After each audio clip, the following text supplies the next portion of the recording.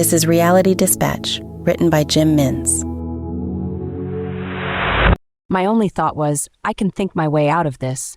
I believed I was smart enough to think my way out of the dangers my actions had brought on. I mean, I was stupid enough to get myself into this pickle. I should be smart enough to think my way out of it. Tied to the steel beam that held up this underground reservoir, I waited for my captors to return. I went over and over in my head the actions that led to this moment.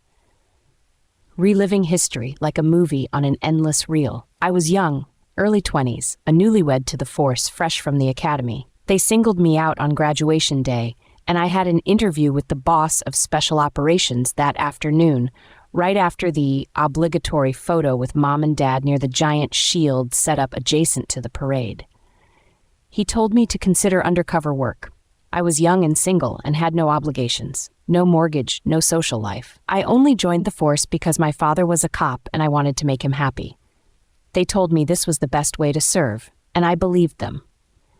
Then I went home and had to come up with a story as to why I wasn't a cop anymore. They were heartbroken. I wasn't allowed to tell them the truth, that it was all a fugazi, a charade. The nature of my work, or the work that was to be assigned to me, meant that my entire story needed to be squeaky clean, a complete reset. I suppose it made the onset of a generous salary plus benefits drifting into my bank account without any explanation easier to sell to them. My parents thought I was involved in organized crime because of my expensive taste. Before I was placed on assignment, I was able to spend the money that the force pumped into my savings account and take full advantage before my new lifestyle ruined it all. I bought a new apartment with a mortgage. I hired an interior designer and gave them permission to spend up on the latest and greatest in fittings and fixtures as well as furniture. I planned a 2-week vacation, solo, to Hawaii. "Where are you getting your money from, honey?" Mom asked. "It's all taken care of, Mom. Don't worry about it. You're not in any trouble, are you?" "No, Ma, I'm not in any trouble." Not at that moment in time anyway. The force had other ideas. It was maybe a month after I got back from vacation that I was given my first assignment. I thought it was intel gathering, and it was to be fair, I just didn't realize it was going to be as long as it was. They filled my wardrobe up with Gucci and gave me a text on a burner phone as to where I was to be that night. The club was located in the Meatpacker district, and the target was Victor Marquez. He was a union delegate, a construction official, and a contract killer. On paper, no evidence to tie anything down. That's where I came in. The force had the idea to make me Mrs. Marquez. Later that year, they were to get their wish. He proposed to me on a private yacht as it sailed across the Aegean, paid for from the proceeds of crime. I made sure he could gain my trust by holding assets under his name in a trust that I was the beneficiary for. Mom and Dad were bitterly disappointed, having had their suspicions confirmed. God, if they could see me now, a prisoner in the depths of the city near the hospital where I was born.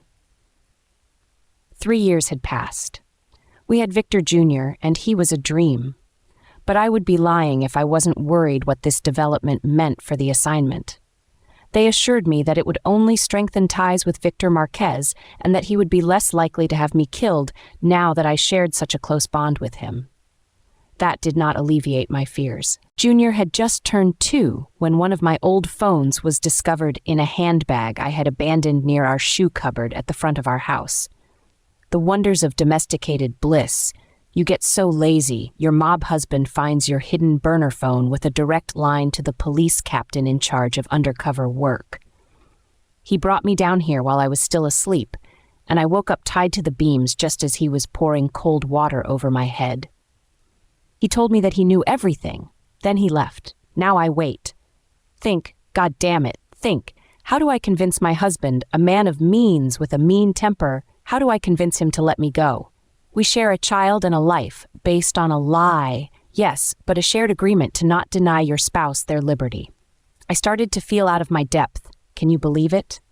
After 3 years of undercover work, I had been softened by becoming a housewife. I didn't have any edge. I hadn't had any weapons and combat training since the academy. I was a prisoner, and I couldn't defend myself. I should have turned down the assignment, but then I wouldn't have had Junior. The steel door opened in the far corner of the domed room. Footsteps were approaching, but I couldn't turn my head to see who it was. My heart sank when he came into view, alone. That's when I knew there was a possibility he would not have me killed. "I'm going to ask you something. You need to tell me yes or no. I'm going to look in your eyes, and if I see that you're lying, that's it for you." I started to cry, more out of stress than emotion. "Is this phone yours?" "No," I yelled. He grabbed me by the chin and held my eyes up to meet his.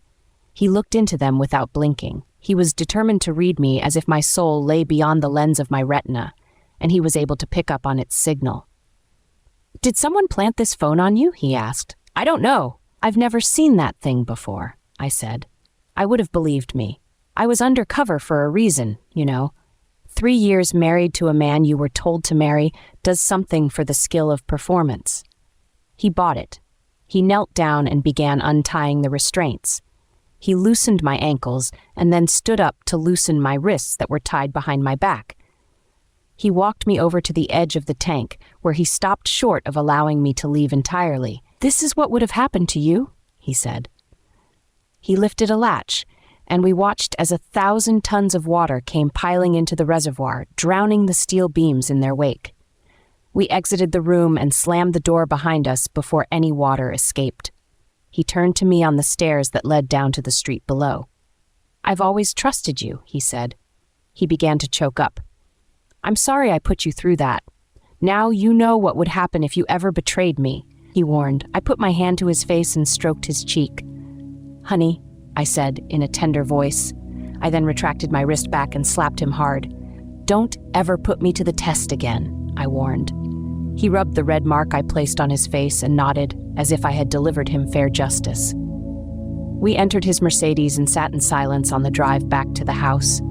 I wondered how I'd make contact with the captain again after this incident. I wondered if they knew anything about it at all. I wondered what the next few months would look like, the next few years. I wondered if there would be a tomorrow. You don't think in a straight, linear line when your life is at risk.